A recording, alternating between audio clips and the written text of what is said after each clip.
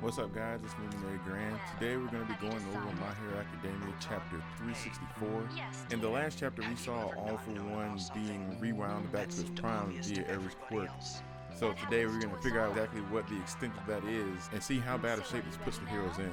So let's jump right into it. We start the chapter off with a flashback of Dr. Ujiko reverse engineering the quirk erasing bullets, and it looks like he's taken a bit of Aries wand quirk and reverse engineered it to where it doesn't erase quirks, but it can rewind a person's physical aspect. We then see in the next panel that he leaves this reverse engineered quirk in a safe space for All for One when he gets out of Tartarus. Going back to the battlefield, we see All for One in, I don't even know what to call it, but a godly-esque pose, speaking to Endeavor, saying, "Be proud, Endeavor. I never thought you'd be the one to force me to play this card." And as in the last chapter, it looks like All for One has been rewound back to his prime. And I'm actually shocked. This guy is shredded. This dude is shredded. I would never got that from how they showed him in previous chapters, but apparently in his prime, he was a juggernaut just like All Might was. We then go to Endeavor saying he's rejuvenated, his body back to its prime condition. All for One then floats down to the ground saying, "My body feels as light as silk." He blows past a hero grabbing them and taking their quirk, saying, "I'll take the cape too while I'm at it. Fighting in the buff is hardly my style." Hawks then dives in to save the hero whose quirk All for One is stolen. And All for One says, "This bit of rewinding will be the end of me. I'm ultimately doomed to vanish now. But my dream will live on as I pass the baton to Tomoe Shigaraki. The only task left to me is to rescue him from your brazen trap." Okay, so before I continue, that means in the last chapter I was right about this rewind factor isn't something that's saving him. It's just prolonging the inevitable. So the fact that he was able to use the rewind quirk means that he is on a timer, as I stated in the last chapter. So that's very interesting. So if the heroes can hold him off long enough, then maybe they can actually win. But that's a far stretch from being easy, considering the fact that he is awful. Hawks then thinks to himself, "A massive yet suicidal power-up. Endeavor just needs to deliver one more blow. I still have to buy time." He then starts talking to All for One, saying, "Your dream, huh? Something beyond stealing All for One? Mind filling me in for the future reference?" All for One says, "It's simple. I'm quite influenced by common. The world always fears the big bad villain. Why do you think that is?" Hawks replies, "Because he does bad stuff." All for One said, "And what counts as bad stuff?" In the world teeming with myriad cultures and values, bad stuff would mean an act that universally makes the masses turn up their noses in disgust. An act which thwarts the future they envision. So, I intend to thwart the future of the whole world. That's all I've ever wanted. In the next panel, we go to Washington, D.C., United States. Timothy Akbar is having a meeting with the president. They state that this is the moment to strike. If we don't definitively eliminate Tomoe now, the U.S. will face the danger he opposes. And how will we reign in this crisis? Unlike most other nations, our nation has already taken half a step into the red zone, and you're to blame for that, Timothy Akbar. According to the reports from our court research agency, Tomoe is already beyond anything humanity can stop, an unknowable, untouchable entity capable of doing just about anything. You faced that monster and made it clear that we're his enemy via Star and the Missile. Timothy responds, "You're saying that we should appease him instead?" The president states there's already a standoff between the world's developed nation as we wonder who will be the first to earn Tomoe's trust. Timothy responds, "Think about how we should let him rule over us? That's insanity." The president responds, "Only to minimize the casualty, to feel him out before making a decisive strike." Timothy then responds saying, "Give that monster an inch and he'll take a mile. We'll be neutered." The president then says, "Tim, this is our nation's future." Timothy then yells out, "We won't have a future." He reaches into his pocket saying, "Your position forced you to take stands, yes?" As the guards then pull out the weapons on him in suspicion, saying, "Easy there, Mr. Akbar." He then pulls out a picture. As everyone turns their heads, they put their guns away. Timothy then says, "Do you know what Star really was fighting for? Why do you think Cassie followed in her idol's footsteps and died for it? I'm sure you haven't really forgotten. Children observe adults as they grow. Adults in turn support the children as they pass forward, and so on to the next generation." So what Timothy is saying in this sense is the whole purpose of the adults forging a path for the youth to follow is to give them someone to idolize and look up to, so that way they can forward their own lives and have the same aspirations as those heroes before them.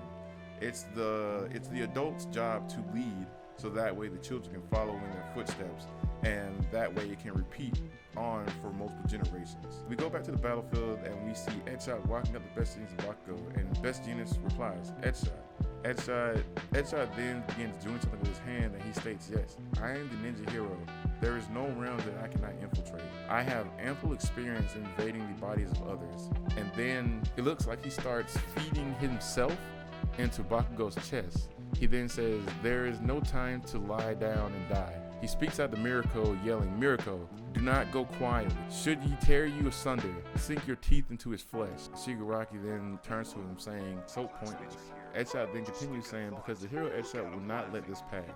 This stop heart belongs to a life that we can ill afford to lose. He then continues by saying, I am not too late. I shall replace the missing parts and make it pump. Best Jeanist then speaks to him, Kimihara, there's no coming back from this for you. Edgeshot then turns to him saying, just so.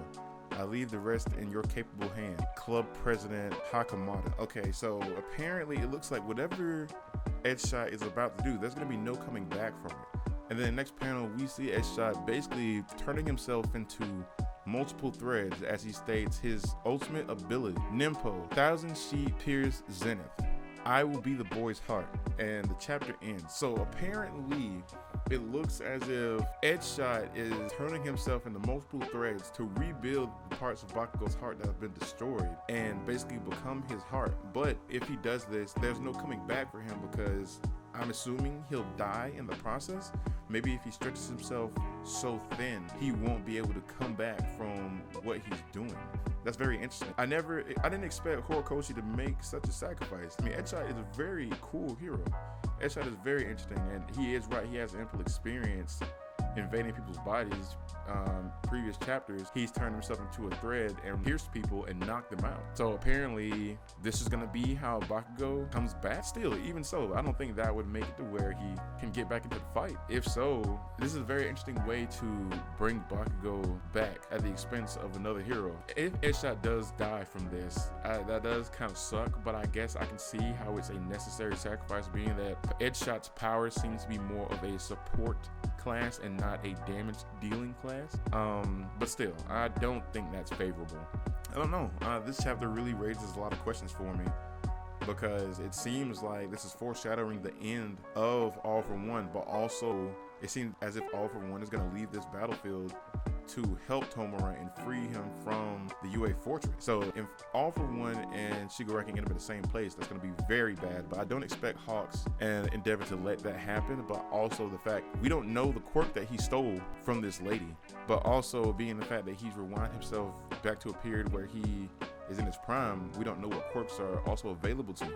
I wouldn't think that over time he'd lose quirks via age. I would think they only would adapt. But if so, and he gets new quirks, I can see that being a very bad sign for the hero. Also, the fact that the US is thinking about fraternizing with Shigaraki just to get on his good side is ridiculous. That he's not gonna let that happen, because I guess being the fact that they haven't come into contact with Shigaraki, they don't know his true motives. Shigaraki doesn't want to deal with politics. He literally plans on destroying everything. That's not smart.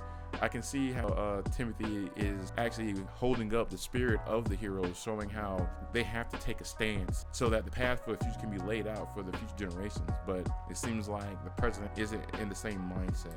It seems as if the president is willing to give in just to save the lives of the people around him, which is admirable. I can understand, but at the same time, you're not going to solve the problem. You're going to put people basically in harm's way in the long run. That'll be the end of this video. You guys let me know what you think about this chapter. I like the fact that we got to see Timothy Akbar again. I like the fact we got to see him again, and we got a reference back to Star. But I can't say that I'm with the choices that America is thinking about making. I'm hoping that his speech actually has pushed them towards doing the right thing and supporting the heroes in Japan.